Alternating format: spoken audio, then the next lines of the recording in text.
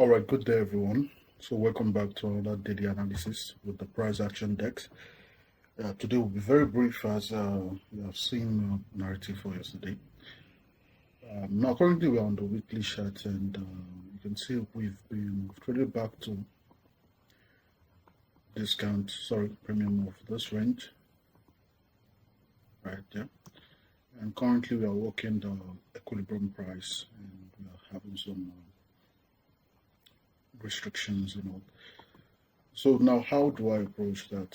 Still, I do not have a clear, or should I say, clean bars in terms of where price might likely to trade towards. I'll be noting the last 2 weeks high for reference purpose. I'll be noting that level and translating it down to the lower time frame chart.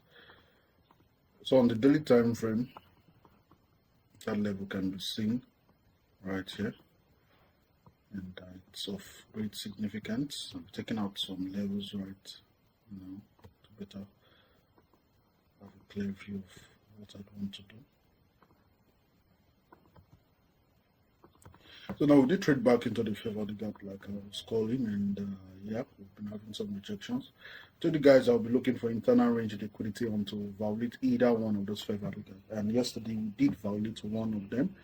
And yeah, after taking out the previous day's high, we saw the previous day's high, and from there on we started trading lower, and we had a displacement. Now, is it too soon to say okay? Now with break, and I'll be expecting it to act as an inverse value gap. Yeah, I won't be rushing into that yet. I'll still need more information before I would want to do that. And based on how we closed on from the previous day, I really don't want to rush into looking for sales. I'd want to see how we react to this fair value gap right here. And based on how we do close and based on how we do react, that's going to give me my next directional bias in terms of where I would want price to go, if it's going to trade lower or higher to seek higher prices. That's going to depend on how we react to this fair value gap, which is currently acting as an inverse fair value gap. Now on the lower time frame, which is won't be going below the 1 hour. On the 1 hour, we saw we saw Asian section leading to the retracement.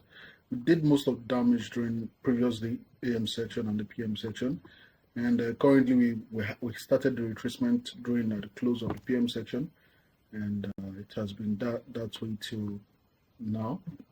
And yeah, best case scenario is to probably be patient with what price is currently doing and see how it goes, depending on how we do trade during the London section. Clearly, I won't be trading the London section. I'll be patient enough to wait and see what we do with the London section. It's not as clear as I'd want it to be. Yeah, at times like that whereby you would want to just be on the sidelines. There's no need to rush into a trade or try and predict the next move. Currently, I have no clue of what price is likely going to do. 50-50 in terms of it could go higher, it could go lower. It's still not clear, but levels I'd want to be taken note of is the inverse fair value gap, and is the inverse fair value gap on a daily time frame, which is this dark shaded level right there. I'd want to see how we react to the quadrants and also the midpoint of that inverse fair value gap. So on silver, same, nothing much on silver. Nothing much on silver. Same narrative. We did trade lower to this level. I was not expecting that. But still yet, I'm not calling a reversal yet. I'll still be patient for more price actions. I don't want to rush into a bars yet. So we're going to have to sit on the sidelines for a while. Then on the dollar index here, we did flip the whole scenario. I told you guys yesterday, if we do close below that level, I might likely be interested in sales. And yesterday we did trade and close above the new week opening gap, and currently we are testing that new week opening gap. These might call for more higher price movement. Take note, this previous new week opening gap is more like a drawn liquidity. So watch out for that, and if it's not clear to you, just step out a bit, give it a few days. You do not necessarily need to know what market is going to do every day. So be patient and sit still until it's clear for you to engage in on the market. Personally, for me, I'm going to be on the sidelines, especially for today. For London, I won't be trading the gold.